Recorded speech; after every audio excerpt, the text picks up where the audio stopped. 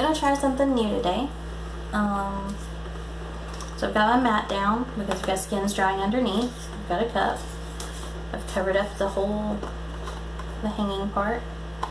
I'm gonna level this. I have a cup holder, just a cheap cup holder from the Dollar Tree. It does have a flat base, so I know it's gonna hold some paint before it starts dripping over, but the goal is to pour in it and see what kind of pattern we get from these diamonds that are all around the edges, and then whatever will come here. I do have some bright blue and some cobalt hue left over from the last couple of pours because I had mixed too much. So we're going to throw that in. There's not much of each, but we're going to throw it in. I have a Flow Acrylics black, Flow Acrylics white. I have an Apple Barrel bright yellow. I have some glow-in-the-dark paint, this from Folk Art. I have not mixed anything in this except Floetrol. I didn't add any colors, anything. So we're going to see if we do a dirty pour with this, if it will glow when it mixes in with other colors. And then I have Antique Copper.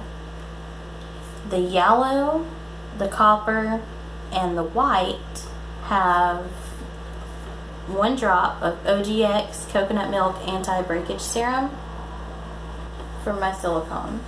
I didn't want to put anything in glow in the dark because I didn't want to affect it too much for the testing. And then I have the black. And because I'm going to have that empty space in the bottom of the cup, I made a little extra black because I know I'm going to need to fill that space before it starts dripping out. So I'm putting enough here that it'll start running out, hopefully. Maybe? Okay, it's starting to run out. Okay. And then I'm going to add some white.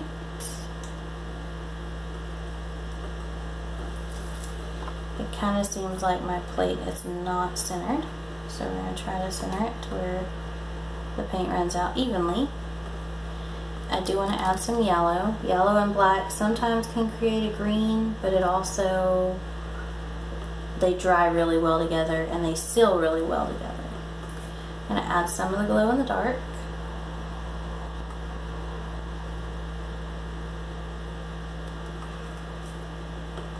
The Antique Copper. It seems like it's almost doing like a strainer pour would do, but smaller and maybe breaking the paint down a little more as you go. So maybe some more cells. I'm going to add some of the black. I am going to have extra paint, leftover paint, and I know this, but I'm fine with it because I just want to put everything in it, and I'll have the rest to use for jewelry.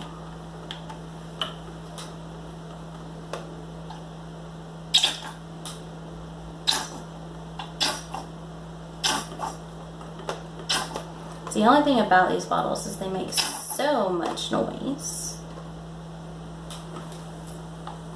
And I didn't have much blue left at all, but I did want to at least use the rest of it so that I can clean the bottles out. I cleaned all the other bottles the other day.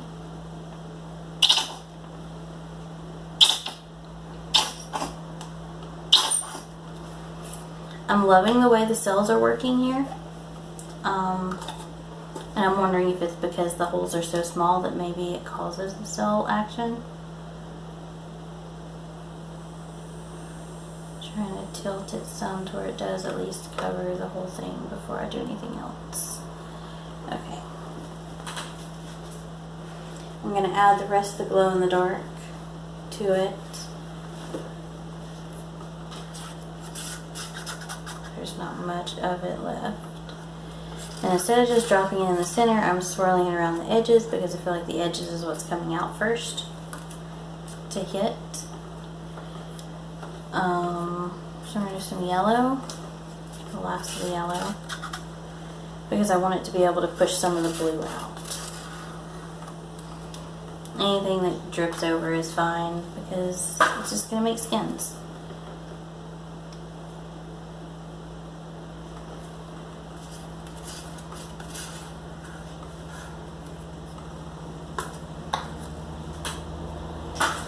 And since I'm mainly using leftover paint, it's really not going to affect anything. I think this was a pretty successful test though. And now for the moment of truth.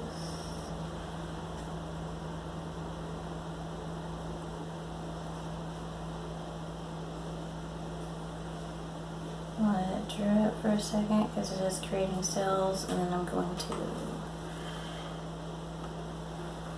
just kind of tilt it here because I'm not going to waste paint, and this will make skins. That is awesome. So that's definitely a method I can use to make skins if nothing else.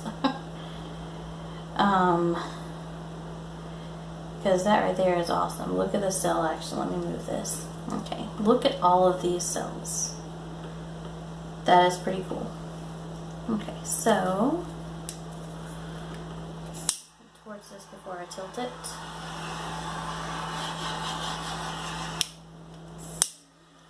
I'm going to torch that too and let it be situating.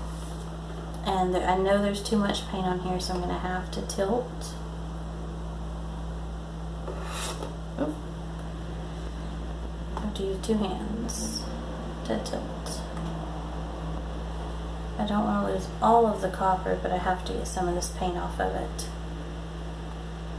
So I may lose a good bit of the copper just in trying to get the paint off. See if I can put my hand there.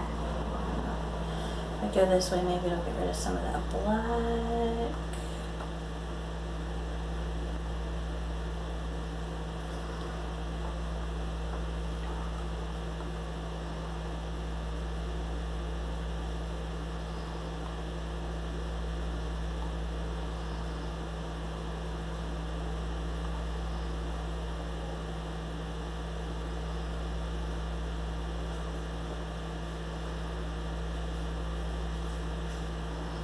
Okay, so I think I'm pretty happy with that look.